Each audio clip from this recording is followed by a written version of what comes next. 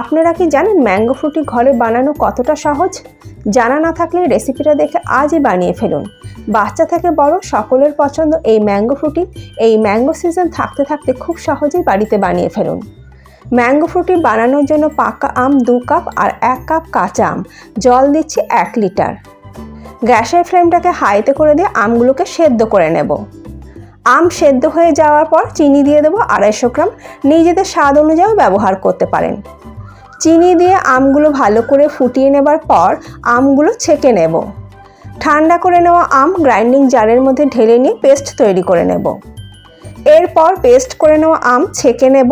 আমের পাল্প আর চিনির রস একসঙ্গে ভালো করে মিশিয়ে নেব। প্রিজারভেশনের জন্য এখানে আমি 1 টিস্পুন ভিনিগার ব্যবহার করলাম।